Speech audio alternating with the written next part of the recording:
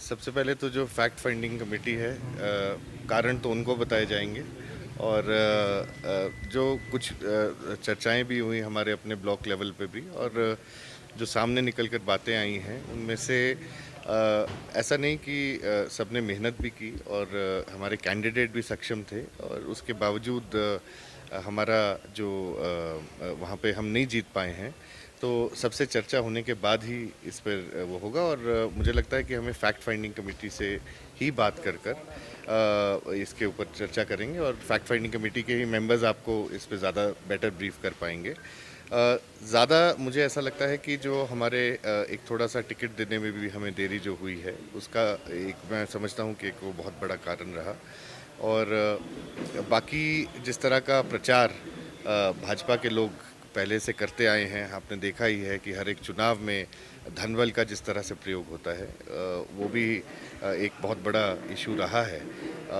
हमारे ऊपर वो ज़रूर ब्लेम करते हैं कि सरकारी मशीनरी का दुरुपयोग, लेकिन मैं आपको बताना चाहूँगा और बहुत जिम्मेदारी से बताना चाहूँगा कि किसी तरह की भी सरकारी मशीनरी का दुरुपयोग कांग्रेस पार्टी ना पहले किया है और ना आगे करेगी। बुटेल जी, क्या आपको लगता है कि ये थोड़ा आसान होता कांग्रेस के लिए अगर कांगड़ा जो अभी मजबूत स्थिति में है कांग्रेस के लिहाज से, कांगड़ा से ही कोई कैंडिडेट होता? देखिए, ये कहना, इस पे मैं टिप्पणी नहीं करना चाहूँगा, लेकिन ये ज़रूर कहूँगा कि आनंद शर्मा जी एक बड़ा चेहरा थे, और उन्होंने उनको जो हाईकमांड ने यहाँ से चुनाव लड़ने के लिए भेजा, वो एक सक्षम उम्मीदवार थे।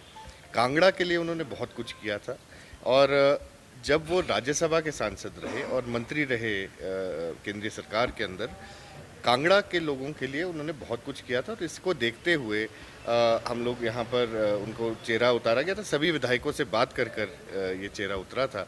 और साथ में आपको मैं ये बताना चाहूँगा कि जो हमारे ये चुनाव हुए हैं, इसमें हम 5 लाख की लीड से कम हुए हैं। ऐसा नहीं है कि हारे ज़रूर हैं, लेकिन ये भी देखने की ज़रूरत है कि पिछले चुनावों में, जैसे मेरी विधानसभा क्षेत्र में पिछली बार 18,000 वोट की लीड भाजपा को गई थी। कई जगह पर 30-30 हज़ार की लीड गई थी। उसको कम करते हुए हम लोग 8,500 पर पालमपुर पहुंचा है, और इसी तरह से बाकी सब जगह भी वहां पर कम हुए हैं।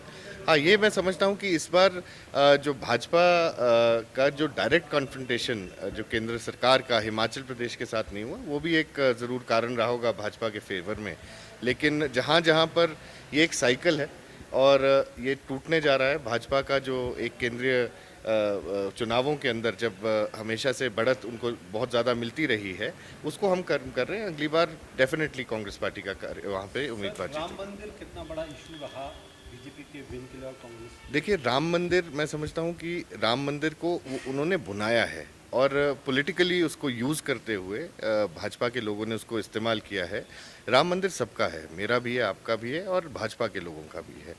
और उसको मुद्दा बनाना और रिलीजन और पॉलिटिक्स को दोनों को बीच में आपस में इंटरमिंगल करना, मुझे लगता है ये गलत बात थी। लेकिन बहुत ज़्यादा मैं समझता हूँ कि वो नहीं हुआ, और आज आप स्थिति देख रहे हैं, हड़बड़ाहट में राम मंदिर का आपका उद्घाटन भी हो जाता है, और उसके बाद आज वहाँ पे जो इंफ्रास्ट्रक्चर है वो बिल्कुल ही चरमरा गया है।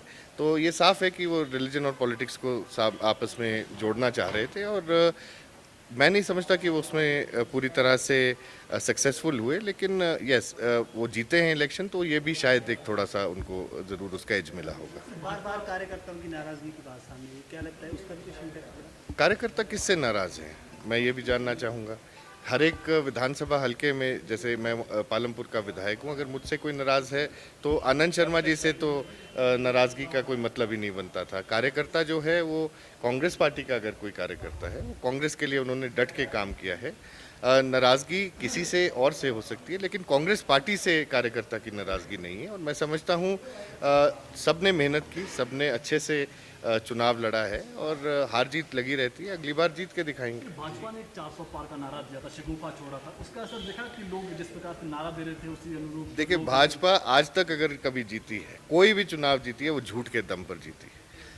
एक हवा बनाने की बात की गई, 400 पार आज आपके सामने है स्थिति की 400 पार तो दूर, मुझे लगता है कि बहुत कम सीटें जो उन्होंने सोची थी वो उनको आई हैं। लेकिन मुझे ये खुशी है कि पूरे भारतवर्ष में एक बार गैर भाजपा की जो सरकार है, और खासकर कांग्रेस पार्टी का उत्थान हुआ है फिर से। और जैसा मैंने कहा, अगली सरकार कांग्रेस पार्टी की बनेगी। अगली सरकार में हमारे कांगड़ा चंबा लोकसभा क्षेत्र से भी उम्मीदवार कांग्रेस पार्टी के जीतेंगे।